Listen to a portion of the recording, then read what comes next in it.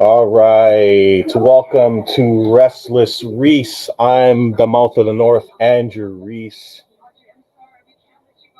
And if you're ready for a rant, you're going to get one today. Probably multiple rants because you get some rants and you're going to get some happiness as well. But for whoever's joining me, you're going to get some rants, you're going to get some commentary, we're going to get some prospect talk, and we're going to talk some NBA as well. So for whoever's joining me, thank you. And if you missed this, you can catch it on record afterwards. Um, so we're going to talk the state of the Raptors first. The Raptors are a disaster right now. Um, when you go to Houston and you get your ass kicked by 29 points, not only by your ex-player, but a coach that turned you down, it's pretty bad. The Raptors weren't competitive in this game from start to finish.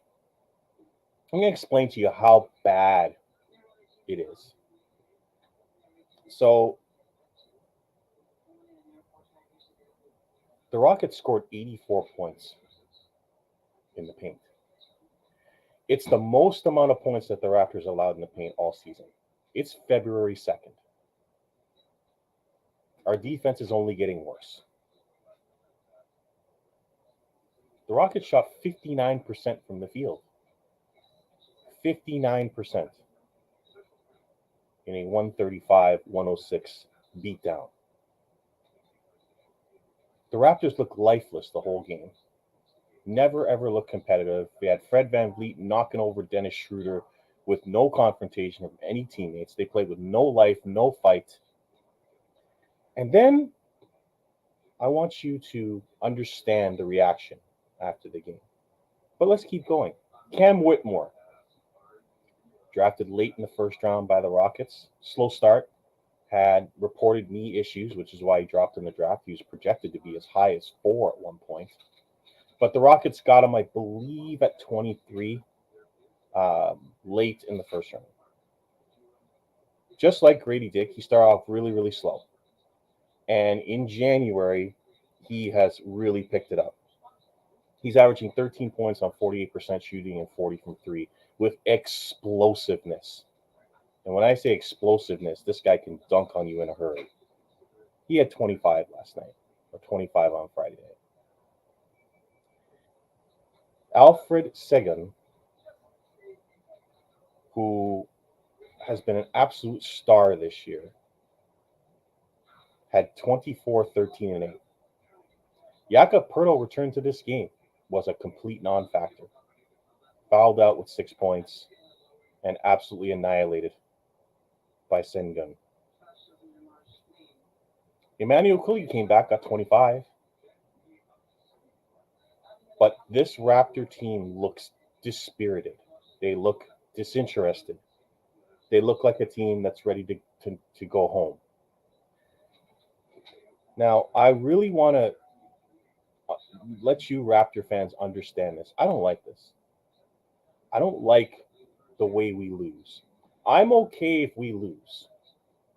It's the way we lose that bothers me. When we lose, we get beat down. And we give up far too easy when things aren't going our way. But this is what Darko says after this game on February 1st or February 2nd. This is what Darko says after this game. It's February 2nd. Okay? The Raptors have played 48 games.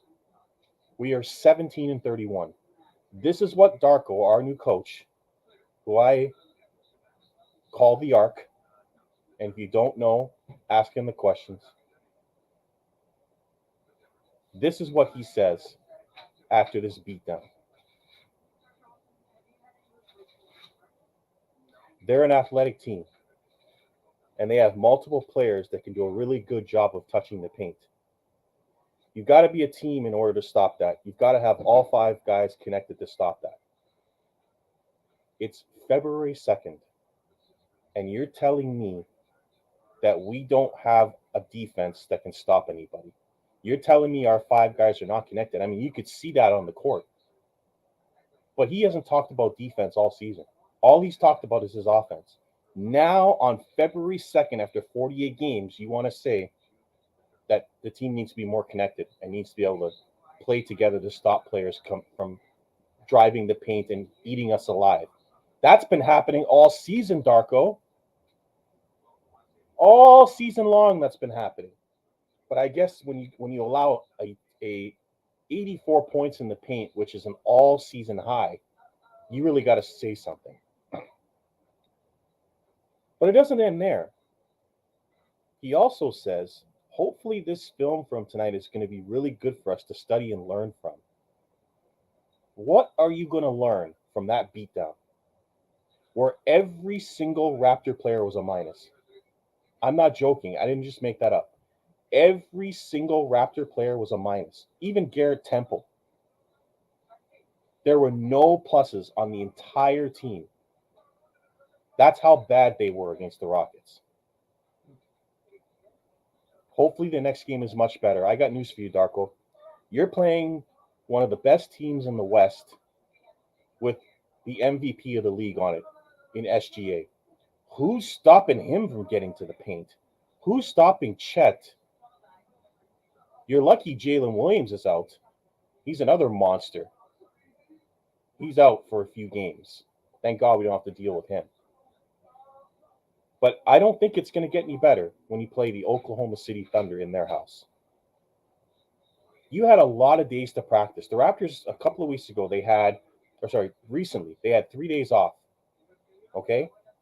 Let me verify this, okay? So they played Sunday they played Tuesday against the Bulls, okay? They had 3 days off before they played Friday against Houston. That's at least one practice, if not 2. And that's the effort you show up with? And then you come out and say what you said after the game? The Raptors have a major coaching problem. The Houston Rockets were terrible last year. Okay? They have pretty much the same roster, and they added Fred VanVleet, who only had 10 points and 6 assists in this game, and Dillon Brooks. Now, Dillon Brooks brings 2. I get it. But Memphis couldn't wait to get rid of him. The guy who went to Houston that's making all the difference is Ime Udoka. Ime Udoka turned us down to coach Houston. Look at how they play. Look at the effort they bring every single night. And you tell me that our coach is as good as him. Our coach is anywhere in the stratosphere of him. I mean, it's not even close, guys. The Raptors have some talent, but they're not playing like a team that gives a shit. And I'm getting really, really tired of talking about them and watching them. I'm getting to the point now where I don't want to watch this team because of how little effort they put into it. Now, for those wondering if I'm going to get on the guy behind me, I am. It's right over there, Mr. Grady Dick. He wasn't any better. 1 for 8, 0 for 4 from 3.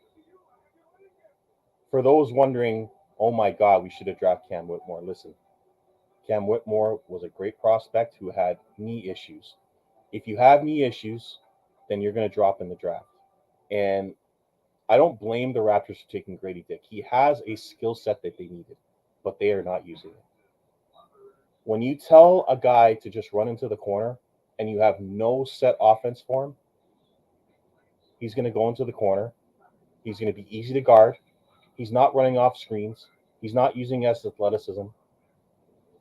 He doesn't know where to go on the court. I mean, you can see when he's in that corner and he's trying to move into an open spot, he doesn't know where to go, especially when Gary Trent's on the court with him. Because he tries to run to the other corner and Gary Trent's already there.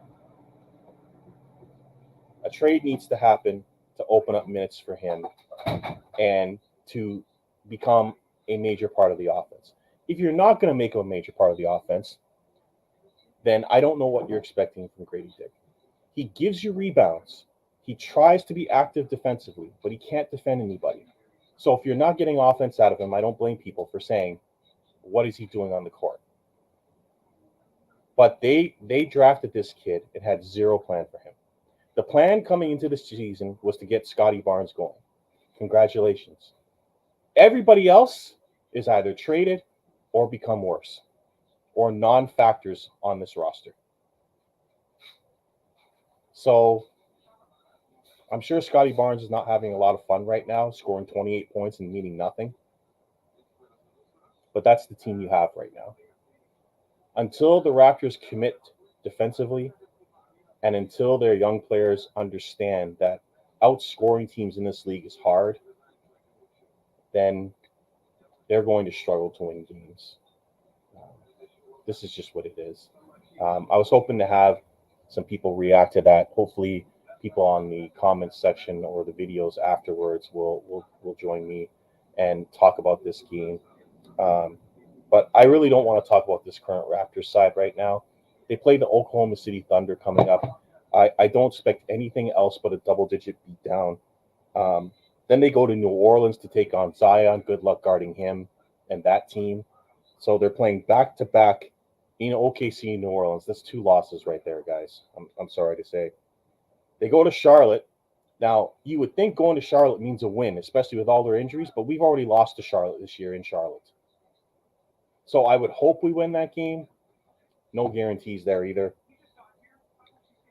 And then Fred VanVleet makes his return on Friday night. I sure hope that we show up with a better effort against him when he comes here Friday than what we showed this past Friday. Then we go back-to-back and play Cleveland at home. And Cleveland is the hottest team in the NBA. Easily the hottest team in the NBA. They're beating teams down most nights. And they did it without Mobley and Garland for most of the season, or most of the last month or two. And now they have them back. And Mobley went off for 28 points last night in another win. So, yeah, look out for the Cavs because they're no joke right now. And so that's the upcoming schedule. Outside of maybe one win against Charlotte, I'm not seeing much else for this team. And they have to bring it.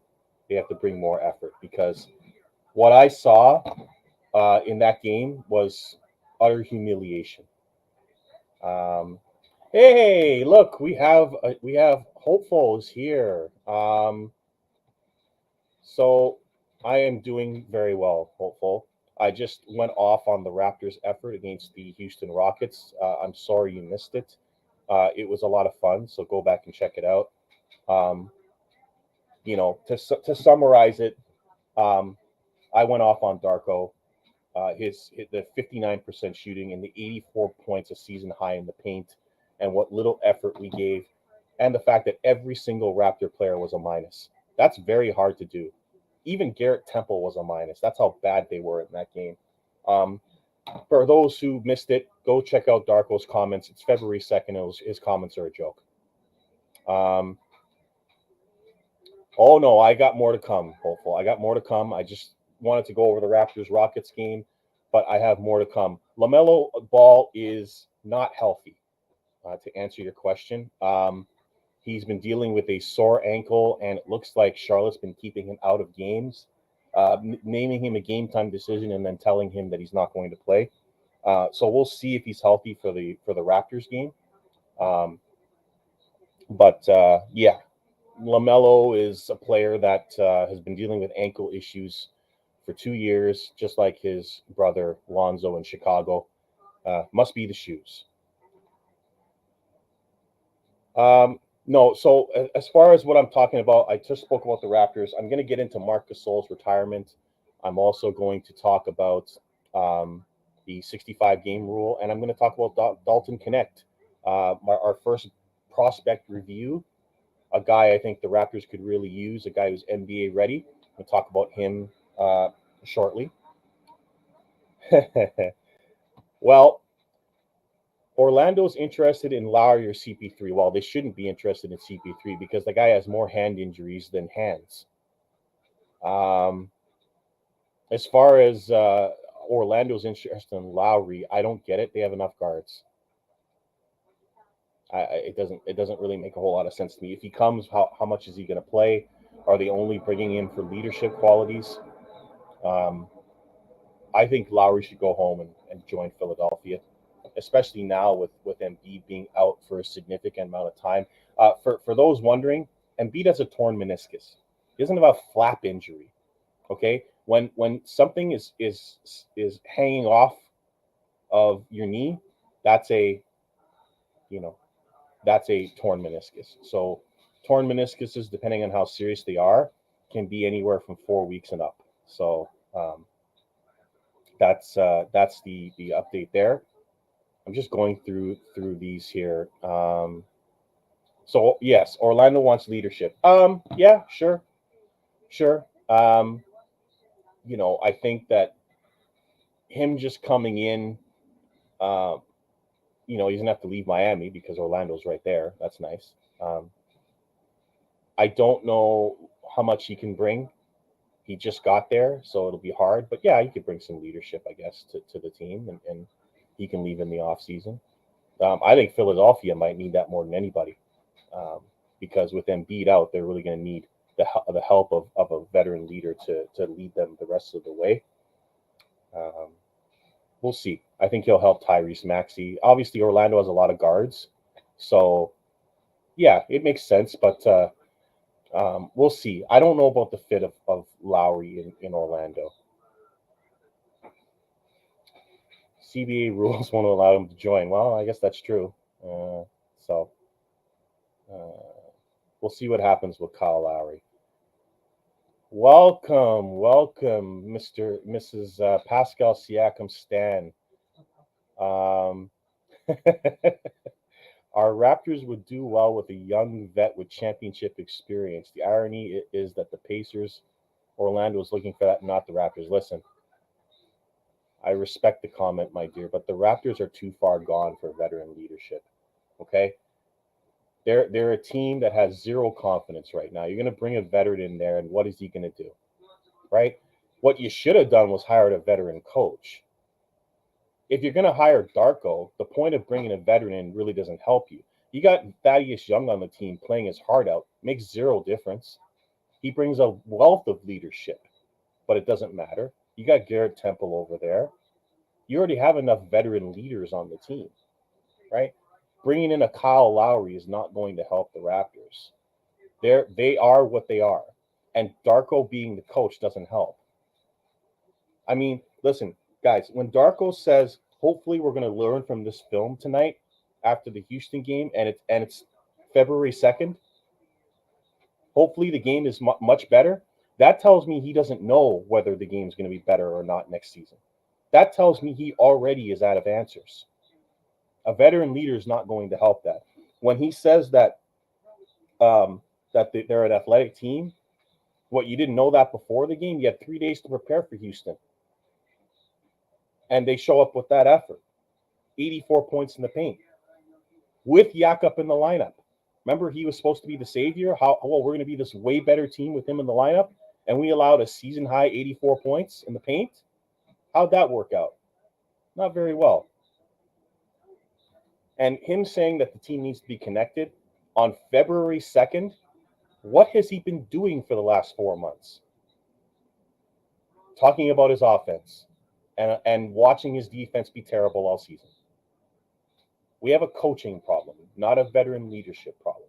And until the arc gets better, we're going to get undressed by coaches like Ime going forward. Okay, so I've had enough about talking about the Raptors. They're really, really hard to watch and really, really hard to talk about.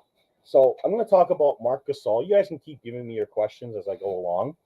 Thank you for whoever's joining me. But let's talk about something positive. Marc Gasol. Marc Gasol retired this week. He was a key, and I mean a very important part to the Raptors winning the 2019 championship. The Raptors traded him essentially for Jonas Valanciunas. A lot of people were not happy with this trade at the time. I was not one of them. I wanted this trade. I liked this trade, and Hello, everyone. Hi, Nigel. Good to see you. Um, I will answer your question in a second. Uh, Marc Gasol gave us great defense. He gave us great pick play, and he was a great passer. He also was a 44% three-point shooter while he was with the Raptors. Gave us six rebounds and 4 assists a game. The problem with the Raptors before Gasol got here is Jonas Valanciunas couldn't play in the fourth quarter. He couldn't defend the pick and roll. And so the Raptors are getting eaten alive in the paint with him trying to guard the paint. That's why they went to go get Marc Gasol. Marc Gasol in 26 games with us was plus 209. 209. That's how good he was for us. And he was plus 77 in the playoffs. Um, Happy retirement to Marc Gasol. You're probably still drunk from the parade. I remember seeing you, and you were absolutely hammered. So, hey, happy retirement. Drink lots of champagne, and never forget us because we will never forget you. Um, he was mostly a Grizzlies player and has a lot of records for them. Um, he was also Defensive Player of the Year, and that's why we traded for him. So, happy retirement to Marc Gasol. Um, Let me see here. Let me catch up on some questions. Okay, I already read that one. Lisa, yes, we are playing with fire in Scotty's third year. Trades, rookie coach could be tolerated in first year. Well, listen, Masai's theory was he did not expect Scotty to take this leap. That's what he said. When he took the leap, he decided that Pascal Siakam and OG were expendable. So what that tells you is because Scotty didn't take the leap last year, he waited to trade Pascal Siakam and OG this year, which makes zero sense. Because you had a chance to trade him last year when the team was terrible and get way more for them than what you got this year. So that's what Masai was playing fire with, was determining whether or not to trade OG and Pascal based on Scotty's growth in the game. Because it's only going to he's going to put up numbers, but he's going to struggle without those guys in the lineup. It's really that simple. Like the team is his now, and it's up to him to become the man. And I don't think he's ready for it. Hopeful, is there a move you hope for? I don't know if there's a move that can significantly help this team. What I would want is I want Boucher, who barely plays. I want Gary Trent, who's not returning, to be traded. And I want them traded for either a power forward or a big. That's what I want. I don't know if that's possible, but if you're going to make a move, give me a power forward or a center because we lack size. When you give up 84 points in the paint to the Houston Rockets, you're lacking size and defensive structure. Now, the problem is, even if we add size, you still have Darko as the coach. But I digress. Yes, Nigel. It's a different account, but it's him. I was just answering this question here from Nigel. Yes. Yes. Very few people know this. It's like an alias, Nigel. Okay. Um, Lisa, I'm hoping the Raptors have an event to honor some legends, Vince Hall of Fame, jersey retirements. So, Hopeful brought this up on a space, I believe, after the Rockets game, how little the Raptors have done to honor their legends. Here's the problem. Outside of Damon Stoudemire and Vince Carter, Raptors don't have a lot of legends. Um, Damon Stoudemire left not nice, and Vince Carter left not nice. And so it's kind of hard to honor them first. So a guy like Kyle Lowry, when he retires, would probably be the ideal first person to retire. And then you can have everyone else follow. The problem is that Kyle's not retired yet. And if you're the Raptors, and I don't know if Masai's thinking this because he doesn't think very well, but if you're the Raptors, I don't think you want to retire Vince and Damon first because of the way they left the team. So that's the holdup. Once Kyle retires and you put his jersey up and you put a statue of him up, then the Kawhis and the Gasols and whoever helped us win the championship can come after. Nigel. I'd like to think that it's over because Masai said it was over. And acquiring IQ and RJ should have been a signal of that. Him saying that we are now going to have shooting surrounding this team would have been an indication of that.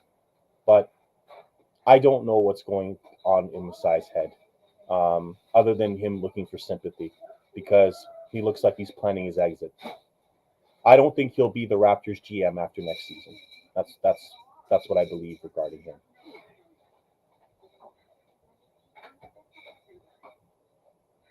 Yeah, I mentioned that, Hopeful. Thank you.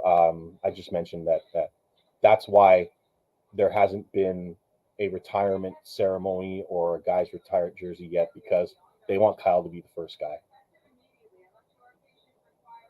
Yeah, yeah, exactly. That's exactly what I said. So I'm going to get into some prospect talk. You can keep giving me your feedback as far as the Raptors, NBA, anything you guys like. The Raptors are a disaster right now, so I kind of want to talk a little more positively and get into a prospect that I've been watching, a guy that has excited me. This is the only prospect I've looked at other than Kyle Flipkowski so far. I will be looking at more. But this guy caught my eye when they played North Carolina the other night. He had 39 points against North Carolina in a loss, but a vicious 39. He seems to show up against the best teams, and I like that about him. They also won last night in Kentucky for the first time in God knows how long, with him getting 16 points in that game. But I'm talking about Dalton Knecht. And when you have a name like Dalton Knecht, that's a recipe for T-shirts and marketing, because then you'll have the Dick Connect or the Connect Dick, and if you do that, then you got a marketing strategy for the rest of your life. So, but before I get into Dalton Knecht, let me see if I have Nigel's question here. Did Fred leave because he saw the future or because of the bag? Both is the answer. He left because he saw this was coming, and he also left because of the bag. Most players who get a 4-year guaranteed $120 million contract are probably going to take that over 2 years guaranteed, especially with his injury history. But Fred saw this coming and also saw $43 million. The question of whether we're better off without him or not, the team would not be any better with him than we were without him, because these trades still would have happened. And we probably would not have acquired IQ in that situation. And I like IQ. I'd rather have a 22-year-old IQ than still have Fred on this team making $30 million a season. So obviously, Dennis has not worked out, and he's a lot better off the bench, and he looks like a player who's disinterested in playing right now. But I think the Fred move needed to happen. The problem with the Fred thing is he should have been moved prior to him leaving for nothing. And that's on Masai. And that's the story of Masai the last 3 years. Lisa, yes, I think you know that he's gone because you've changed your name from Masai Stan to Pascal Stan. So that should indicate that he's going to be gone. Yes, once you trade the players and fire the coach, and then your team fails, he's next. But the thing is, because he won a championship here, it'll be by mutual consent. But in reality, he'll be fired. Yeah, of course, roster construction has been downfall. It's been the downfall since the championship season. Masai did nothing to support Pascal Siakam, despite being a two-time All-NBA player. He did not get the right players to go around him. He kept the roster relatively the same, and his excuse was, I wanted to give the team as constructed a chance. He waited far too long to cut bait with that team. And if your success is 48 wins, then you're not a real GM, because your goal should be to win a championship. everybody and their grandma, well, I can't really say that because there were some delusional people that thought that they could get to the finals when they won 48 games. But for people in the real world, the Raptors were never a championship contender after 2019. They weren't. I mean, in 2020, the year after without Kawhi, you could say that until the bubble. And then the Boston series happened. And after that, they were a disaster. So, I mean, you know, let's see here. I'll just put up Hopeful's comment. Very, very true. Um, yes, also true. But what I will say about that comment there is, um, IQ ain't much taller, and he struggles to hit layups in the lane. So he better be hitting his threes, or we're going to start saying the same things about IQ pretty soon. Yeah, I talked about Grayson. Someone asked me about I think it was you, Hopeful. You asked me about Grayson Allen.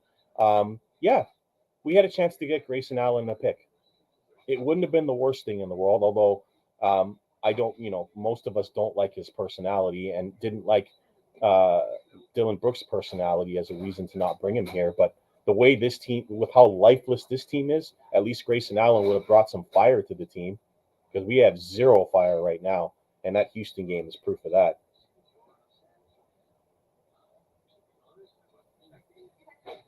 This is true, Hopeful. This is true.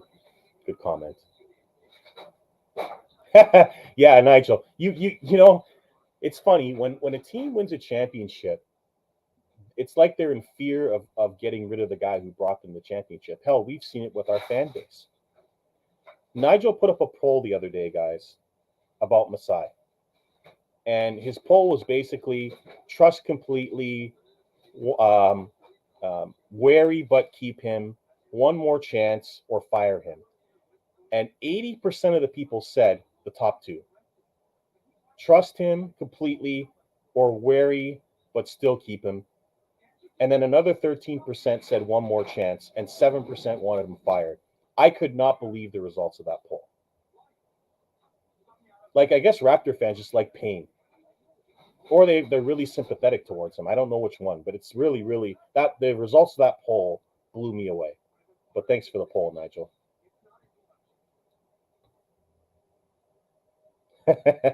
God, I hope not, Nigel, because I might just stop watching. Like, if they want me to go to the games and watch, I expect them to do something about this disaster. But we shall see. There's going to be changes in the next couple of years. I don't think Masai is getting another contract from the Raptors. So that means by the end of next year, he'll be gone.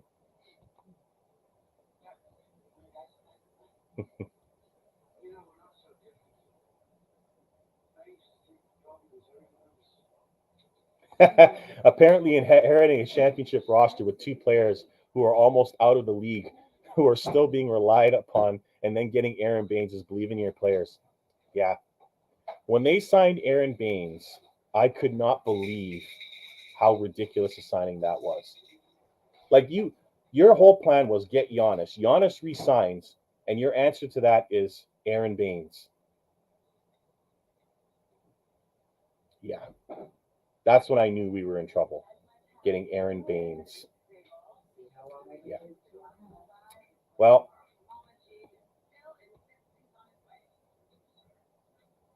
yeah, I understand. I mean, the 6'3" versus 5'11", but IQ doesn't finish well in the lane. I mean, the biggest problem with Fred VanVleet was that he would get blocked in the lane all the time, and therefore would start chucking up 14 threes a game, which is not ideal for a real offense. But if IQ doesn't finish inside, then and he doesn't draw fouls, then he's no different than Fred. He's just gonna be chucking threes. So use your size and speed to your advantage, and finish in the lane. The other thing that IQ does is he takes off too early. Like he's got to use his slithery, you know, he's got to watch SGA play. I know SGA is 6'6", but like you got to slither a little bit more and go underneath the big guys instead of going right at them and trying to shoot over them. You know, go a little bit deeper into the paint to make your shot and work on that pull up.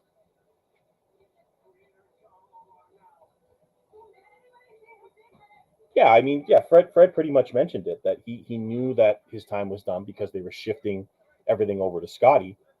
Um, but even when they did it last year, Scotty didn't take advantage, which is probably why Masai made the comments he made about not moving Siakam and OG sooner.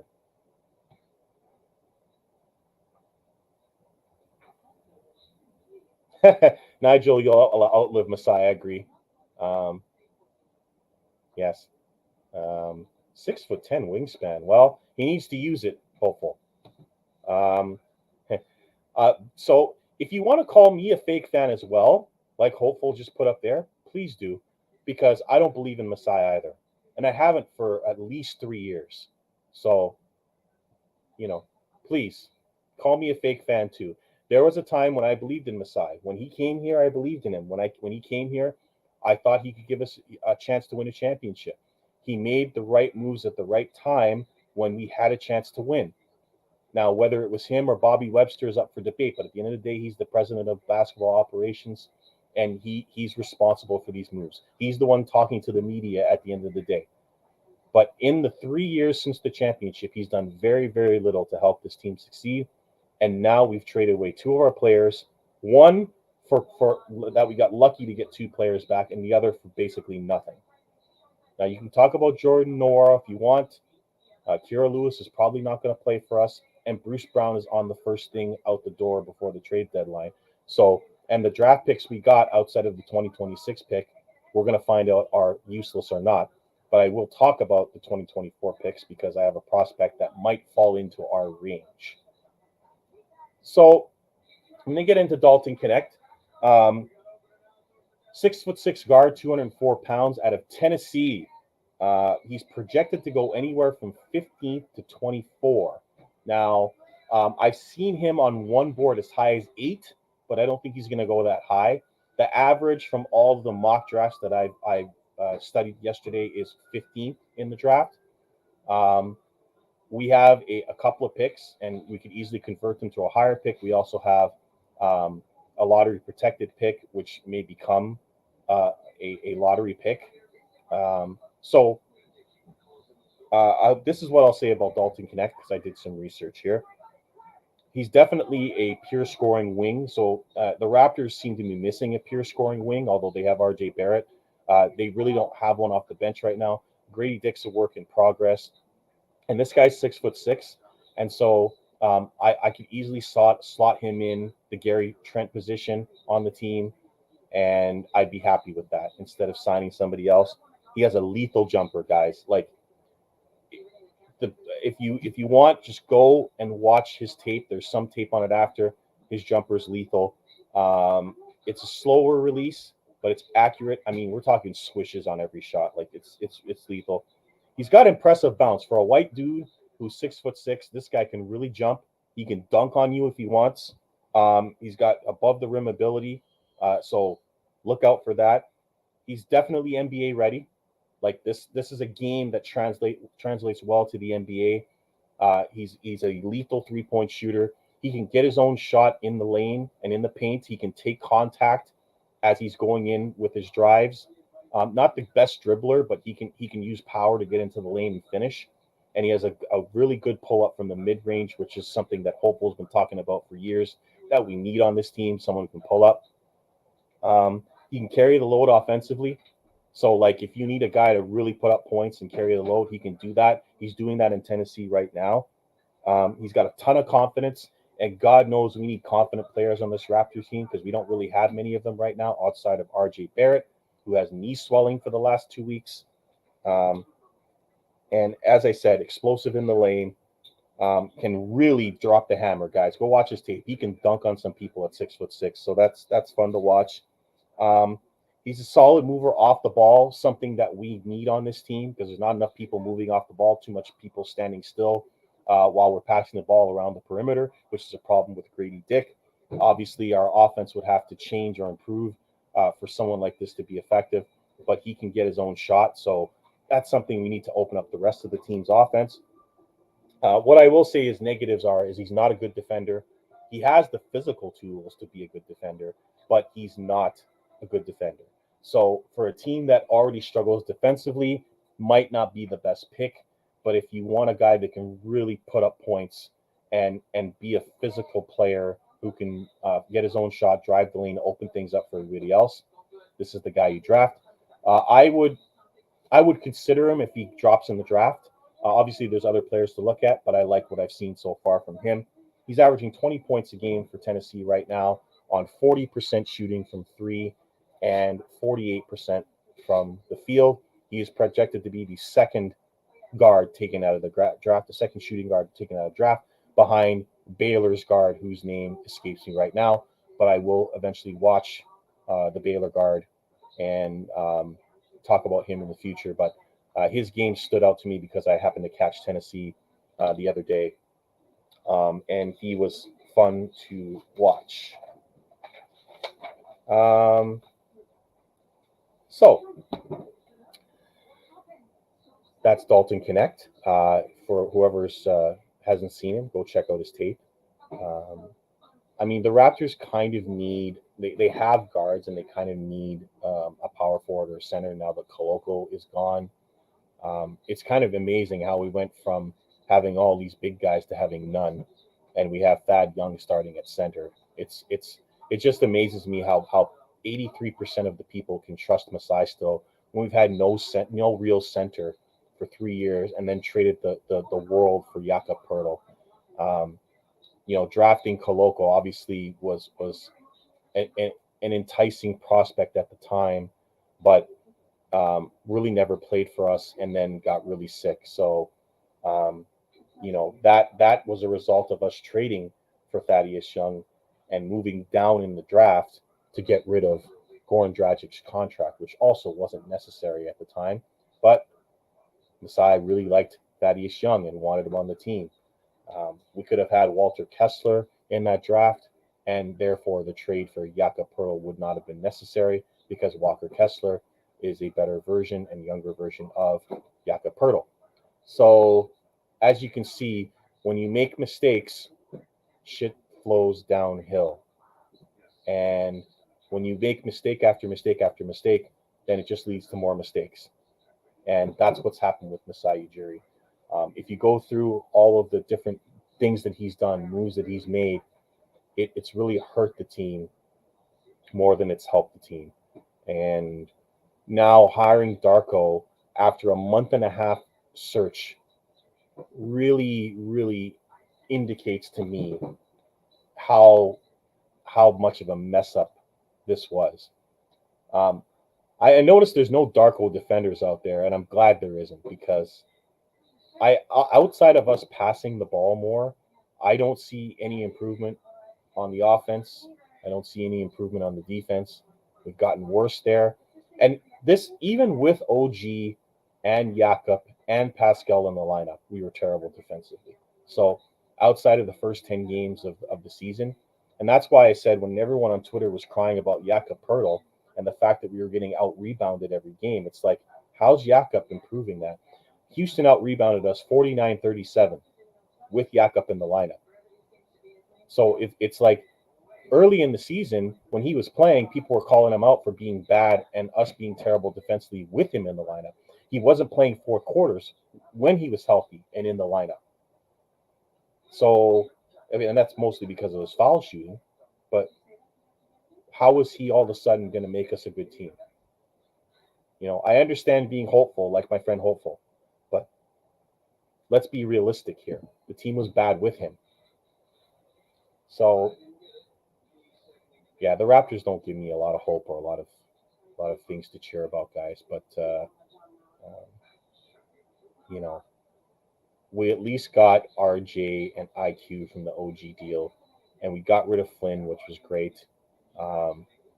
Anyone here want to cry about Precious Achiuwa being traded because he's doing well in New York? Because I'm not buying it. Some of the things he's doing in New York, he wasn't doing here. And he's still making the same mistakes as he was in Toronto. The problem is when you have Julius Randle and OG out of the lineup, he's going to get more minutes. What I find interesting, though, is even with those guys out, Malachi Flynn is still stapled to the bench. He won't be in the NBA next year, guys. maybe you'll play in China somewhere. Maybe, where he can put up 80 points like he did in the Pro-Am. Yeah, you can go over there. You can go join. I think you can go join. Who's that Sacramento pick from years ago? You can go join him, and they can have a ball together. Um, so anyway, we got OKC tonight. It's really going to be nice to see SGA, and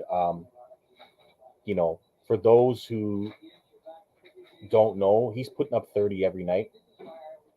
And unlike what I'm about to get into, which is certain players who decide to sit games out because of rest, we're going to get into the 65 game rule. SG, I think, missed 1 game or 2 games all season. For those who think that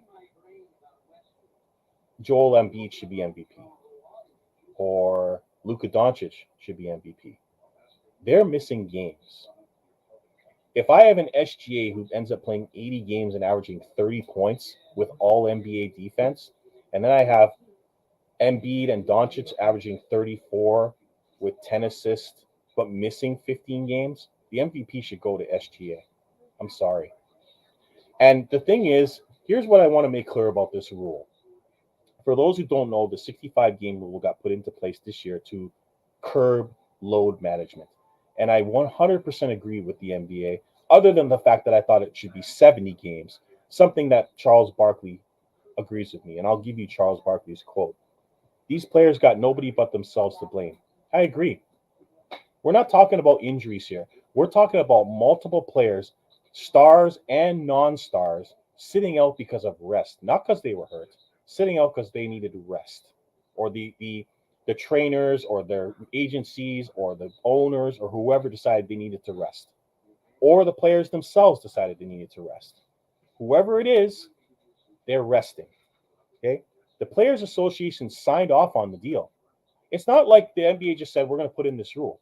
The Players Association signed off on this 65-game rule. So somebody in the Players Association wanted to curb this. So it wasn't just an NBA decision. They didn't respect the game and started resting and load managing. The NBA had to do something. I agree. They had to. You know how much games cost to go to? I went to the opener this year and got that lovely Grady Dick head over there when we played Minnesota. You know how much money it costs?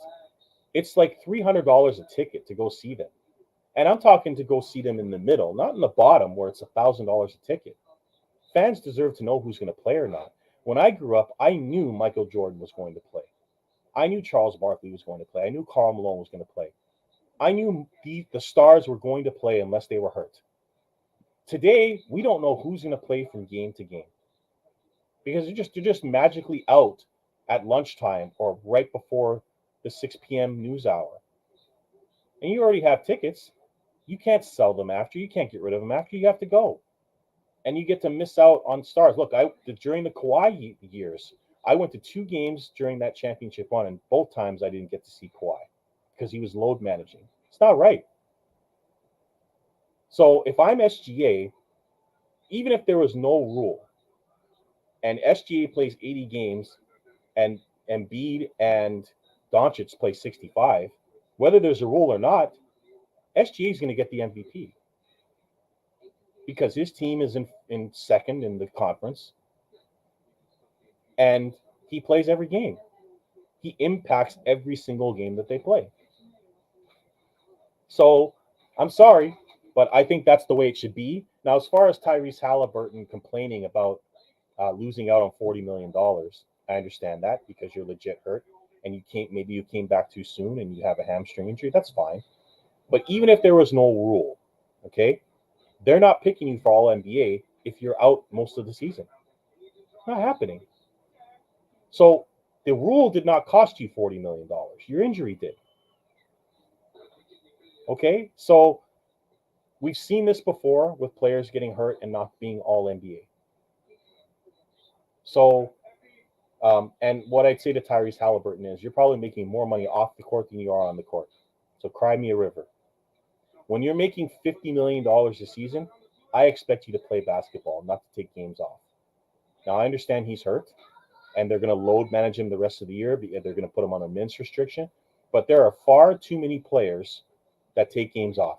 I find it incredibly interesting that this season, Kawhi Leonard and Paul George decided to play most of the games. You want to know why they decided to play most of the games after missing more than half of them the prior 3 seasons? Because they were up for contract extensions. Paul George is still up for one and hasn't gotten one yet. And he's barely missed any time this year. Gee, I wonder why that is. Maybe because his money's coming. Maybe because he wants to get re-signed. Maybe because he wants to make a believer that he's going to stay healthy the whole season. That's what bothers me. When they had their money, they were going to sit out half the season and rest. Now that they don't, they're going to play. And that's where I blame the players and not trainers, management, owners. Do you think Steve Ballmer wants them sitting out half the season? I don't buy that. Ballmer wants them playing. He wants to win a championship. That's why he traded the farm for Paul George and Shai Gilgeous-Alexander. He gave up everything to get Kawhi and Paul George. Has he gotten a return on his investment? I don't think so. Better happen this year because, they're not getting any younger. And for LeBron James, who wants to complain about Joel Embiid's injury, Joel Embiid played because he felt he could play. Okay? And when a guy lands on your knee, whether he was prior injured or not, and they've already indicated that the injury was different from the one that he sustained before that, if a guy lands on your knee, you're going to get hurt. This happened with LeBron James. LeBron James had, I can't remember the guy's name from Atlanta, but he landed on his leg or something going after a loose ball, and LeBron James popped his groin and missed like half the season. That kind of stuff's going to happen. I mean, whether you play the whole season or not, you're going to get hurt. We've seen more injuries in the last 5 years than we saw all in the 80s and 90s combined. So you're telling me load management is the answer, but everyone gets hurt. Hopeful brought up a great point about this, and I'll give him credit for this. And I know this point, but I'll give him the props for it. The pace of the game and the way the game's played today is probably the reason why there's so many injuries. That and the fact, and this coach brought this up, sorry that he's not here, the players are way overtraining. So I'm sure in the 80s they trained, in the 90s they trained, but not like this. And when you're training as much as you are, your body's going to give out eventually. So maybe that's a part of it. The pace of play, the way they run up and down the court, that's going to take its toll. In the 80s and 90s, it was more of a post-up, slower game, walking up and down the court. A lot more physical, though. I'll say that. A lot more physical. And less injuries. Today's game, I mean, everyone gets hurt. I mean, I can't think of a guy that hasn't gotten hurt name the star outside of Nikola Jokic. He's missed a few games, but he hasn't missed many games in the last few years. His style of play may actually help him because he's not really moving around the court that much. He's controlling the game, standing still at the three-point line. But everyone else has been hurt, from Giannis to Luka to LeBron James to SGA, who missed a bushload of games last year, to Zion Williamson, who's missed over half the games in the last 3 years of his career. But that, again, like, if I'm looking at Zion and Joel, like, you got to be in shape. Like, those two players have not been in proper shape for years. And you want to blame the amount of games played. The amount of games played has been the same for the last 30 years. But you got to be in shape. We've watched Joel Embiid completely crater in the playoffs. Is that the game's fault? Or is that you getting hurt all the time? Or is that you not being in shape? Shout out to Marc Gasol, who held him to 0 points in a game in the playoffs, helping us win that series. So if you're going to play 82 games, you better be in shape. Look, Jason Tatum's been hurt. Jaylen Brown's been hurt. Steph Curry's been hurt. Although, God bless Steph Curry at 36 years old playing every single game this year. He put up 60 the other night. 6-0. His team may suck, but that guy plays every single night. I understand it with Klay Thompson because he had two catastrophic injuries. Shout out to Kevin Durant, who, unless he's hurt, is going to play every night. But look at the stars that I've just named. They've all missed significant time. So either that's a product of overtraining, a product of the way the game is played now, or a product of the way the players are getting prepared for 82-game seasons. Because this is not normal, right? I think that there are players that are able to play 82 games. I just think they don't want to, or they're getting hurt. So I'm not saying it's the player's fault. But the players, at some point, the NBA had to do something about load management. There were far too many players missing games just due to rest, and that's where the problems began. So sorry here. I just have. There's Andre. I am sorry. I didn't see any of these. My thing didn't go down. Let me just answer some of these here. Yes, Lisa, the handling of Pascal Siakam was atrocious. It was an absolute embarrassment. Masai Ujiri stopped talking to him. And if you stop talking to your star player, this is going to be the result.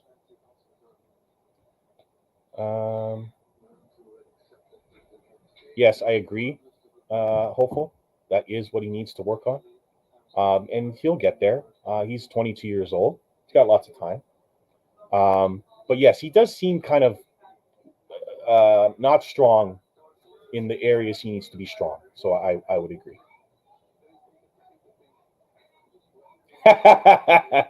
You guys who are watching can read that comment and know exactly what that means.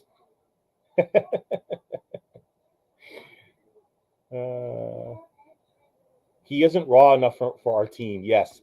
I was just talking about Dalton Knecht, and Hopeful is saying he's not raw enough for a team. He's absolutely correct because we only draft prospects. It's kind of ridiculous. But look out for Dalton Knecht, guys. Yes. The answer to that, Nigel, is yes. We are in the no defense era of the NBA, and it's a big problem. We've seen 5 players in the last week go for 60 or more, or 50 or more, including Tyrese Maxey, who to this day still makes me cry that he's not a Raptor. Curry, Embiid, Luka, Devin Booker multiple times, and Giannis. I mean, we've seen I can't believe the amount of 50 pieces we've seen this year. We had Embiid go for 70 as well. Like, it's just crazy. It's funny that Embiid goes for 70, but he was hurt when he went for 70. But I digress.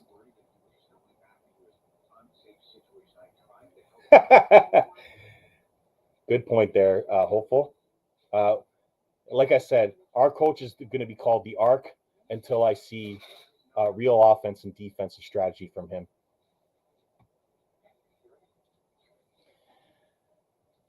Yes, you can argue that Precious is on the right team to fully expose his talents. Tibbs is a really good coach, and it very well could be coaching that is the reason why he is a more useful player. But I do find it interesting that even Tibbs can't use Malachi Flynn.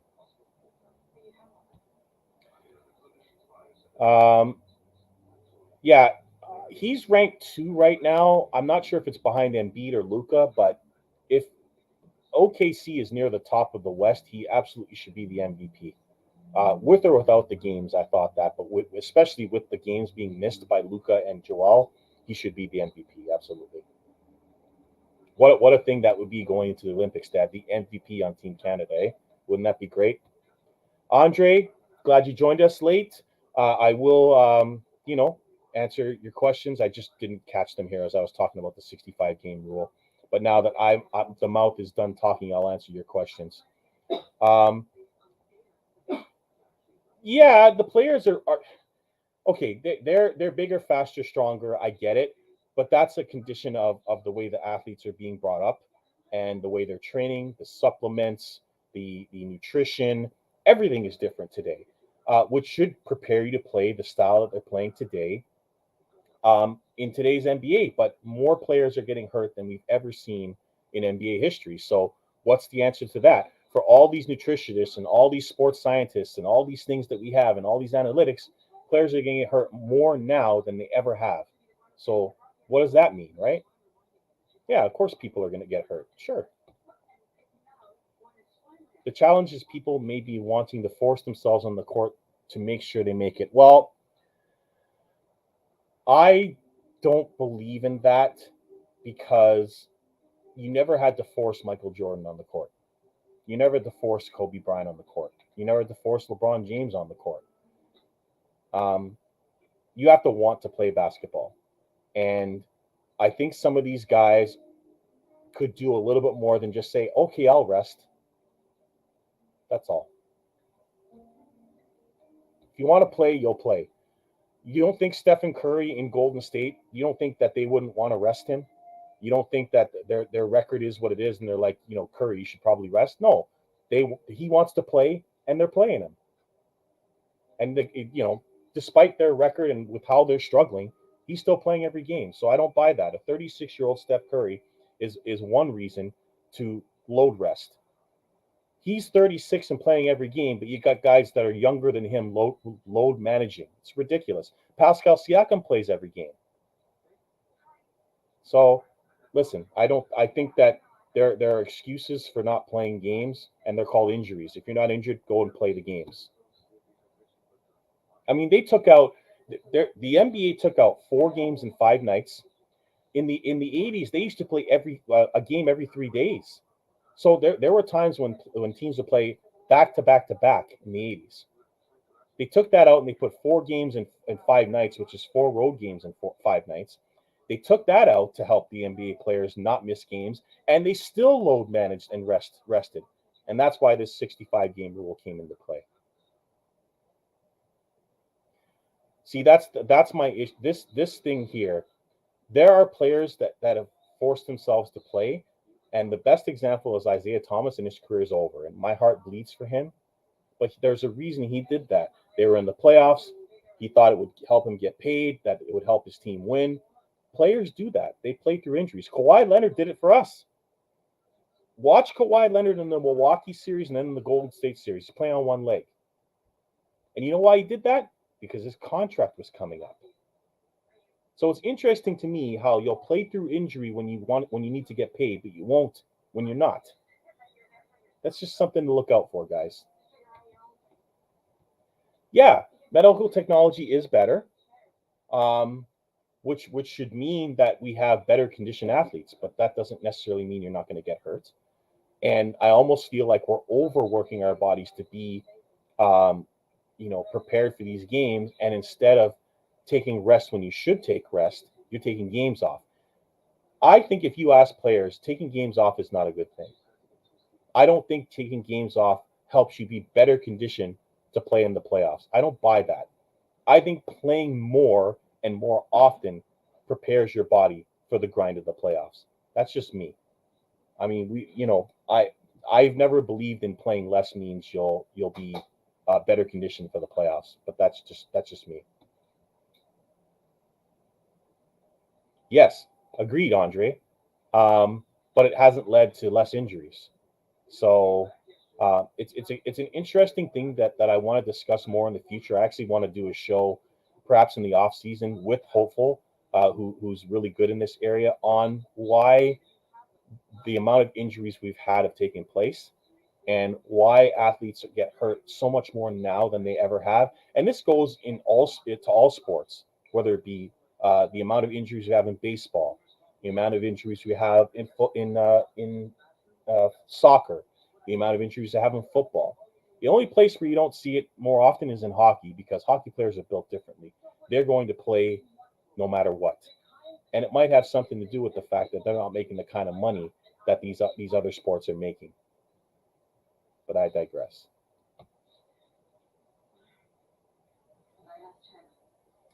Guys, give me 1 second. I just gotta grab my charger. I will answer all your questions before I go. I just need my charger here.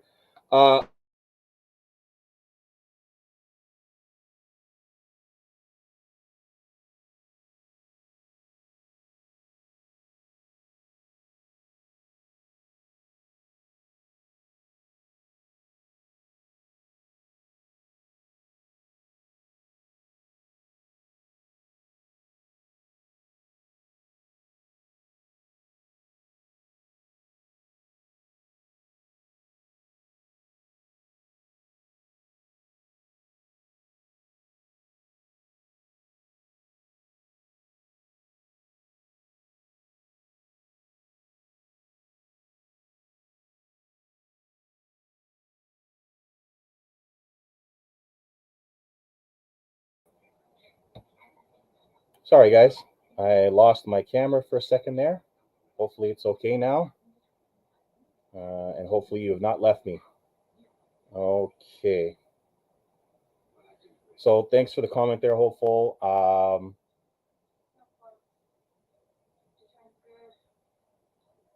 Yes, as I said, we'll talk more with Hopeful about this because he's really good at this topic, and I do want to have a show that I record with Hopeful about the health, longevity, training methods, supplements, and the way players prepare for seasons and get themselves ready. Um, why sports science thinks that players should only play 65 games a season and not 82 when players were able to play 82 for years. Why LeBron James spends $1 million on his body and therefore can stay healthy while other players do not. There's a lot of reasons to talk about this. Okay. Uh, let's see here.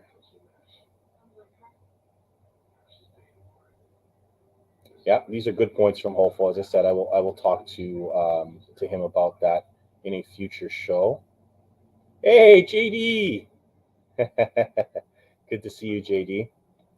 I agree with Andre. SGA will be MVP, um, especially with the injuries to Joel and um, Luca. I will say if Embiid was healthy, he probably would have been the MVP. But because he's not, SGA has the front seat, in my opinion. Good discussion here, guys. Yeah, this is what I said earlier.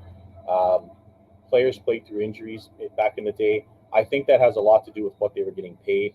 I mean, Michael Jordan made $4 million for most of his career until the three championships late in his career, where he made 35 million a season. Um, Players were not making the money they are making today. Um, and that could have had a lot to do with why they were playing so many games and why players today are not, because they got $50 million in guaranteed money whether they play or not.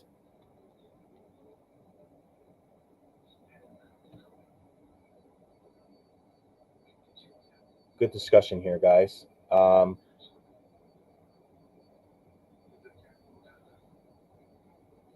Okay, Andre, I'm gonna answer this. First of all, this is never going to happen, because if you shorten the season to 65 games, the players will not get paid as much as they get paid now, and the NBA's revenue would drop. So it's never going to drop to 65 games. Um, the NBA's had 82 games since the 80s, and there's zero reason why they shouldn't be able to play the 82 games. Now, getting rid of the preseason could be an option. The problem is the players will complain about that because they're not prepping for the season properly. But most major NBA players do not play the preseason or play one or two games. So you could do that, but most players that are stars are not playing big minutes in the preseason. Um,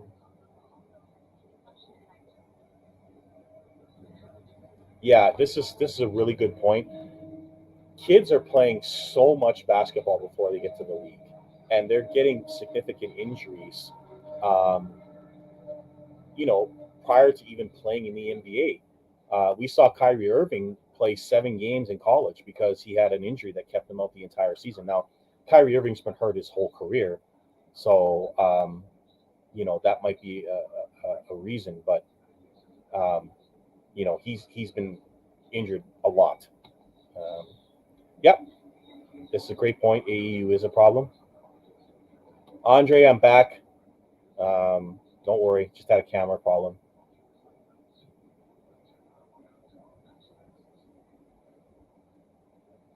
I disagree with you on this, Hopeful. Hockey players, they skate, but the amount of energy um, that is put into skating and gliding and crossovers and skating with ruts. Knee injuries are very possible, just like they are on a court when a player slips on a court and gets hurt. Um, they're going so fast they can go knee on knee with other players. There's hitting in hockey. Um, there's a lot more likeliness that an injury would happen in hockey or football than in basketball. But they're just built differently. Football players and hockey players have to play. If they don't, they either get cut or they don't make the same amount of money that NBA players make. And I fully believe that if NBA players weren't making the money they're making right now, they would play all 82. Um, that's what happened in the 80s and 90s, but there's no like there's enough reason for the players that I believe they don't care about the regular season. Now, we have done this with the ring talk, and that's on us, the media and the fans talking about rings, and therefore players are more concerned with playing in the playoffs and getting rings than caring about the regular season. The in-season tournament did nothing to change that. The Lakers have been worse since winning the in-season tournament, and it has not changed load management whatsoever. So adding that really didn't help matters. It made basketball a little more interesting in December, but that's it. Um, so there is that as well. That ring talk has really hurt regular season basketball. Great joke here, Andre. Uh, and this is an extra good joke from JD. Um, I had to go get my charger, and then it knocked out my camera for a bit. So, um, yeah, I don't disagree, Hopeful. I don't. But there's way more likeliness that you'll get hurt in hockey than in basketball because there's contact. And these players are going 100 miles an hour on skates, and their physical contact uh, is way more likely in hockey than in basketball. Um, so I still think you're more likely to get hurt playing hockey or football, which is another full contact sport, than in basketball. And those players are more likely to play 82 games than basketball players. And it's very, very easy to see why. And the fact that they're built differently and make less money are two big factors. Yeah, I actually invited Hopeful earlier in the day, as well as my other coach and beyond. Um, but that's okay. I'm gonna have Hopeful on to talk about this because I'd love to cover it in the show. Um, yes, Michael Jordan did take time off to rest his body, but he took time off because his dad died and he wanted to play baseball because his dad died. Um, but when Michael Jordan was in the league outside of a broken foot, he played every game. There was no rest. Um, so you know, even LeBron James, who's played most games of his career, took 2 weeks off for a sabbatical when he was in Cleveland and went to Miami with no injuries just because he wanted 2 weeks off. That's the mentality of the players today. It's like um, I need rest, and that was created by Greg Popovich and the San Antonio Spurs, unfortunately. Yes, absolutely. Kyrie's a good example of AAU basketball. Absolutely. And he's been hurt most of his career. I'm amazed he's still able to play, but he gets hurt every year. So, I mean, his knees are going on him. So that's a good example.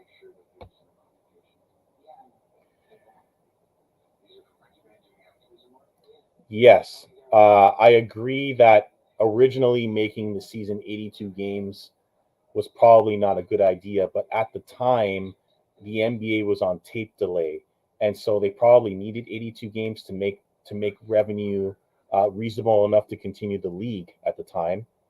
And now with the billion-dollar contracts that are being put out, you could make an argument for that. Here's the problem, guys. I wouldn't be surprised if the NBA is hosted by Amazon, Google, or Apple in the next few years. Because if it's a streaming service you have to pay for, then you have the choice to watch the games or not watch the games. Um, they do this with NBA Game Pass now, and I think the NBA is concerned that with players taking games off the way they do, that people are going to stop watching, which is why the in-season tournament was brought to begin with, or the bids are going to go lower.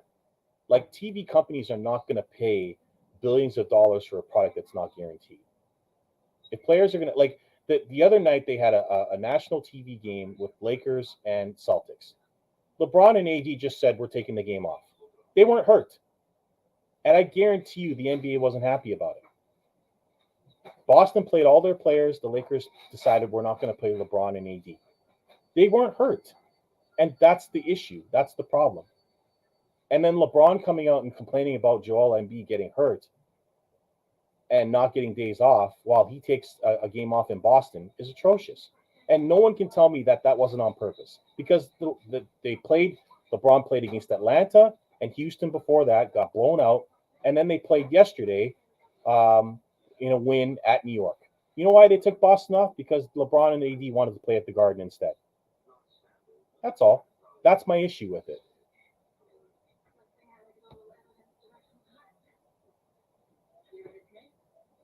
Yes, I understand, hopeful. I understand. Um, Knee injuries are more likely in the NBA than in the NHL. That's true because of jumping, because of running, because of cutting. I get it. But football injuries are the same. Running, jumping, and cutting, especially on artificial turf, is going to lead to more knee injuries than perhaps on a basketball court. And because the money's not guaranteed in the NFL, you have to play every game. Trust me, and this goes to Andre's point. There's no way football players could play 82 games. It's not possible. But I'll tell you this: because of the marketing, because they only play 18 games a season, every single game matters, and that's why football is as successful as it is.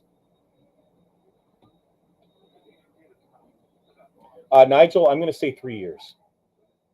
And the reason why I say 3 years is because the Raptors are nowhere close to being competitive.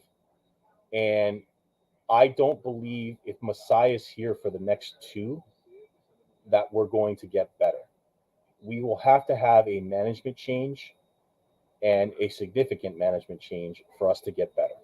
I would hire Bob Myers um, because he's the only guy that I recognize that could be good in a rebuild situation. Um, but I think we're 3 years away from being competitive because of Masai's mistakes with trading Pascal Siakam for nothing, letting Fred VanVleet go for nothing, and possibly losing Gary Trent for nothing, and getting, thankfully getting RJ and IQ in the deals that we got them. The hope is that IQ will improve and be better than he was in New York. RJ's already been better than he has been in New York, but we know what RJ is. I don't see much growth from the game that he's playing right now. We know what he is and what he's going to bring. And it also depends on Scotty Barnes' growth as a player, because unlike what other people believe, I don't think he's peaked yet. And if he has peaked, then we're in a whole lot more trouble than any of us realize. Um, but on the other hand, what else can Scotty bring that he hasn't already brought us? Can he give us a post move? Can he improve his dribbling? Can he improve his driving? Does he want it? Does he want to change his game from being a perimeter finesse player to being a power guy in the paint? All those questions need to be answered, and I question Scotty's motor. because it's way too far often off and not enough on. So there's a lot of questions that need to be answered, but I'm going to say 3 years um, because I'm not sure how this team gets better as currently constructed. We'll see. Maybe Masai has some more moves in him, but right now I'm going to say 3 years.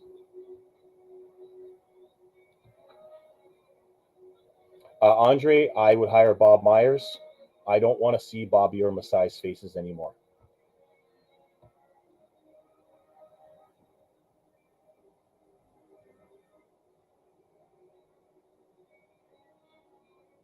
I don't believe B-ball is soft. I believe that there's been far too much. Okay, today's NBA game is softer than it was in the 80s and 90s. There's not even a question. You get touched and there's a foul. So I believe the league is softer than it was in the 80s and 90s. And I believe that hockey is a tougher game. I'm never going to come off of that. That doesn't mean that NBA players can't get hurt. And the way they're playing right now, injuries are more likely to happen than they were in the past.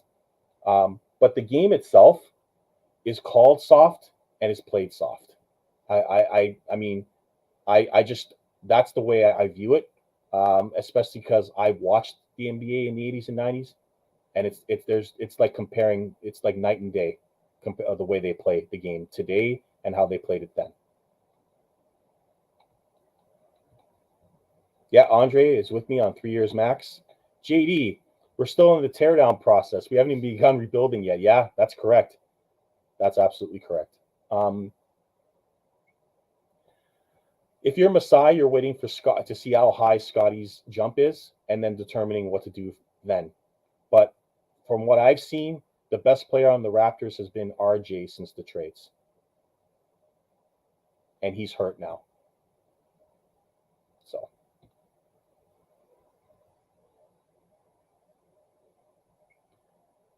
uh, yeah, I mean, 3 years is a minimum, not a max. I think it could be longer. Um, so 3 years minimum for me.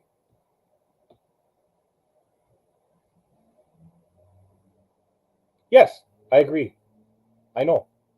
Hopeful. I agree with you. Medical staff, but medical staff could be a part of the problem. Um,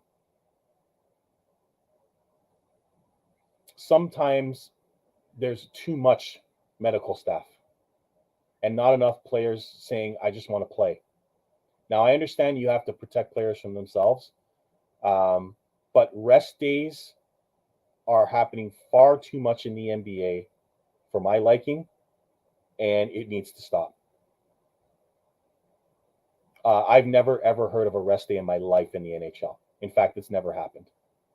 That's the difference.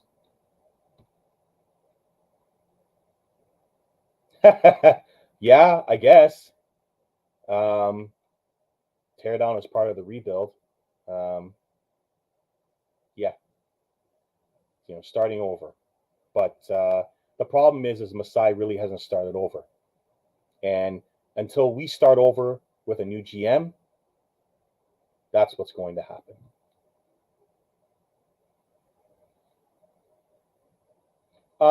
No, maybe not. But when you have a guaranteed contract, you don't have much motivation to play every game.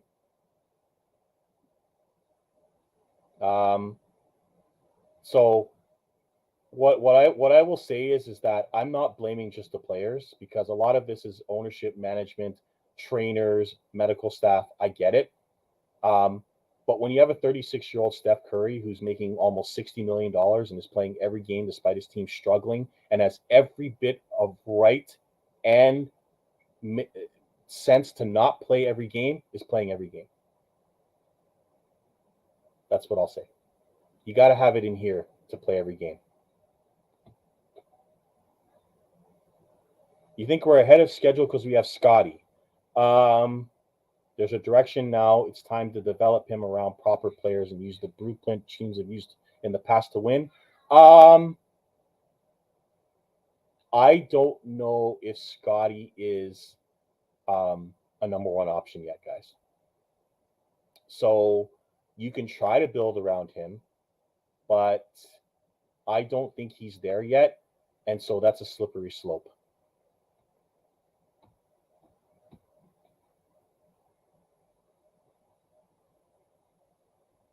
JD, if you put it that way, that's year zero of the rebuild. The actual rebuilding around the young key player don't start until the draft this summer. Yeah, I don't think that the Raptors are in full rebuild yet. Um, they will be uh, after the trade deadline, I believe, because you got to get rid of Boucher and Gary Trent and possibly Dennis Schroeder and maybe even Jakob Pertl. Then you have a full rebuild.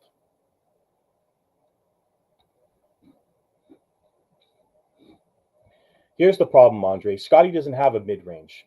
What Scotty's doing right now is he's taking threes and he's choosing when to go inside. But the problem is he waits too long to decide to do these things. And he makes passes that blow my mind and lead to turnovers. And so um, he just has a lot of decision making maturity uh, to grow up and figure out. And if he can get that maturity and know what to do when it is needed and at the time it's needed, then he'll become a better player. But his decision making right now is not there. His motor's not there for the whole game. And defensively, he can't guard anyone unless he's in the paint. And so that's why I say he's not there yet. And building around a player that's not there yet is as dumb as not building around a player like Pascal Siakam, who was already an All NBA player 3 years ago.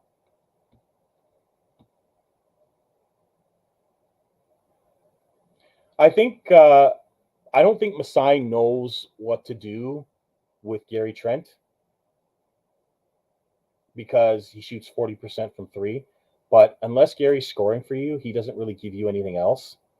And so I think that because he's 23, Masai doesn't know what to do with Gary because Gary typically would be part of a rebuild. But I wouldn't want to pay Gary to come off the bench, especially when you have to pay IQ and RJ in the future. So you got to move him and Boucher, who's barely playing right now. Yes, I agree with you, hopeful. I don't think non-guaranteed contracts is the answer. I you know that's a really risky game to play with. It's a way that the owners can really hold over players that they don't have guaranteed contracts. Um, the only thing that I'll say is that um, in the NFL there's guaranteed money and then there's salary. The salary gets cut when the player gets cut. It's cold blooded, it's nasty, and it's not the way I would do it, especially in football where players get concussions and have serious injuries that could knock them out for their entire careers. Um, but when you're an NBA player and you're making $60 million, show some respect to the fans and show up to play. Don't rest when you don't need to rest. Don't take games off when you're not injured. That's my only point. Yeah, but Durant was really skinny when he came into the league. Um, and a lot of people believed he needed to gain some strength to be effective in the NBA, and then he just kept his body as is, and he became a great player who was always injured with lower body injuries.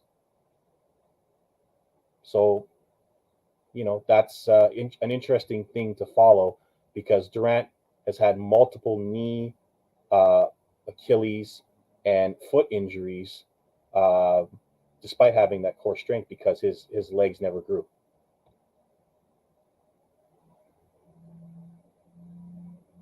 Yes, I just mentioned that. Hopeful. I remember. As I said, he's had multiple lower body injuries since then. Yes, I understand. It's all about negotiating, and the Players Association negotiated the 65 game rule.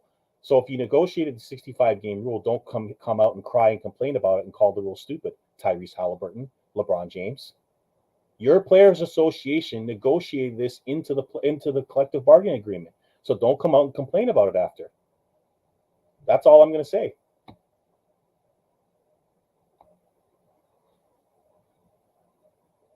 I don't think that Scotty Barnes is Kevin Durant, Andre. That's asking a lot. Kevin Durant is a vicious scorer who can score from anywhere on the court. He runs like a gazelle, especially when he was healthy, and he's almost 7 feet tall in wingspan. There's no way that Scotty could be Kevin Durant. What Scotty needs to do is use his strengths better. He's got a very good body, a strong body, and he should be scoring inside the paint more, and he should be getting to the line more instead of sitting outside and taking threes and trying to make ridiculous passes. That's the part of Scotty's game that's missing. He also needs to develop a post game because he has none and doesn't have the dribbling ability to go through people at the top of the key. So he needs to work on that.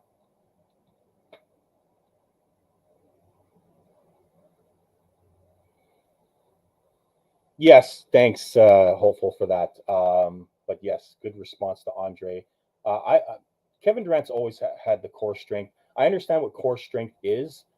Sidney Crosby from the NHL is the best example of this as a guy who has one of the best cores in the league. His legs are tree trunks, and therefore he can fight players off with his leg strength, and has not had a lower body injury in 10 years as a result. But I think what Durant didn't do was grow his lower body more, and that led to all the injuries that he's had on his lower body.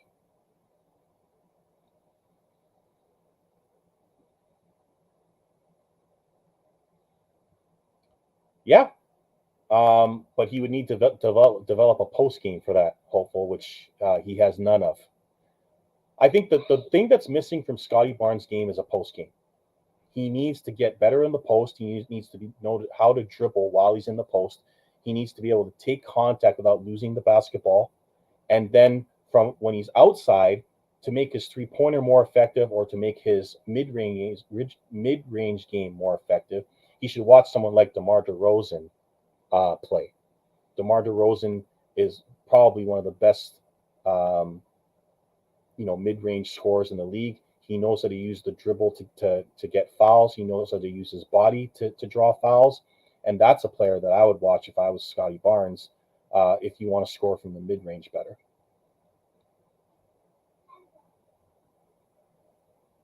Absolutely. Absolutely correct, Hopeful. LeBron James had a problem. He did not like to get physical inside. For a guy that's you know his size and his he's just not normal. LeBron James is not a normal athlete. And I don't think he realized how superhuman he was back in 2011 when he allowed the Dallas Mavericks to open him up and allow Jason Terry and JJ Barrera to defend him in scoring 8 points in a finals game. It wasn't until Dwayne Wade said, "Hey, LeBron, you're like an Amazon. You're the best player in the world. You're a monster. You should start acting like one," that he started to win championships. Yeah, yeah. Thad Young was brought in to set an example, JD. But all I've heard during this whole show is how we need more veteran leadership. You think I want Kyle Lowry on this team? Let's let him remember the good days and not bring him back to this disaster. It's not fair. It's not fun for him. Let him go home to Philadelphia, and then we'll bring him back here and give him a 10-minute standing ovation when his jersey gets retired. Don't bring him back before then. Let's not let him have bad memories of this place. It's not right. Thank you, JD. So yes, that was a good conversation on the 65 game rule. Hopeful and I are 100% going to have a show about this and a back and forth about this because I'd like to get into it more, and why NBA players are getting so much more hurt now than they did in the 80s and 90s. I would love to talk to him about this because he has really good knowledge on uh, athletes' bodies, injuries, sports science, medical teams, and why this is happening. I have my own theories on it. I may even have Beyond on the show as well, and Coach, just for us to talk solely about the 65 game rule and why players are getting hurt at such a high rate compared to how they got hurt back in the day. There are many reasons, good and bad. Some reasons are the players, some reasons are the medical staff and how they're training today. But man, yes, injuries are different now too. So I would love to have this conversation. So I will have a show on this, perhaps at the All-Star break when which is coming up. I will have this show with Hopeful Beyond and Coach, if not just with Hopeful, because I definitely want to cover this during the All-Star break because I'm sure injuries and this rule will be a hot button topic at the All-Star game. So hopefully Hopeful will be on for that show. If he can respond here, I'd love to hear that he'd love to be on that particular show. And we will cover this during the All-Star break because I'd really like to talk about that. But we've done like an hour and a half to Hopeful, JD, Lisa, Nigel, Andre, and anyone else I've missed who came on the show. I really, really appreciate you dropping in and giving me comments, questions, talking back and forth about the topics I brought up. I really appreciate it. I put up everyone's comments today, not realizing that that we're that you guys are responding to each other, which is great. Really, really appreciate you guys talking to each other about the show and each other. Lisa, thank you. For whoever missed the first 10 minutes of my rant on the Raptors, we'll want to go back and watch that because that was fun. And hopefully, yes, hopefully, I will try to cover one prospect every week. So next week, when I come back on the show, I'll try to talk about a different prospect. I really like Dalton Knecht. Hopefully, the next prospect I watch over the weekend will be another prospect that could help us. I'm trying to find guys that I think can really help our team and not just look at every prospect. So hopefully, I can find a big that can help us. Check out Beyond Hopeful and Coach. They covered Kyle Flipkowski, who I was interested in because he's a big that might be able to help us. So check out Basketball Rewind for the Kyle Flipkowski coverage. Always check out his channel. He does a show every Sunday and covers prospects, the Raptors, NBA stuff. So check out Kyle Filipkowski on them. I probably won't cover him because Hopeful's already done that on his channel. Check out JD's writing. Always love him on Twitter as well. Lisa, who's always a loud voice on Raptors Live TV. Andre, who's joining the channels all the time. So check those people out as well. As check out my channel. Please like, subscribe, and comment on my show as I work hard on Saturday nights to bring these shows to you. This is a comment from Hopeful from Basketball Rewind. He did cover other prospects, but nobody seems interested in prospects yet, as they're still pretending we may be good. Yeah, that's a great point. I think that when March hits and we're like out of the play-in, people will start focusing more on prospects. But it's February for me. I started covering Grady Dick in January of last year and saying how he would be a great prospect for us and could be a great fit. I still believe that. I think that the problem with Grady Dick is the coach and the way the offense is being run. I think that next year with a full training session and a full training camp, perhaps a better summer league, and more time in the preseason and work in the summer, he'll be a better player. I think that when he gets more minutes with the starters and they start running things for him to get open with his running ability, that he'll be a better player next year. I still think there's hope that he can be better this year, but I just think the Raptors are too much of a disaster for him to, for him to be what people thought he could be this season. And I know it hurts watching Keontae George and watching Cam Whitmore in Houston and other players that were drafted after, like Jordan Hawkins and Cason Wallace, who was drafted before. I know it's hard to watch that, but I still believe that if you give Grady time, he's a young kid that's only going to get better.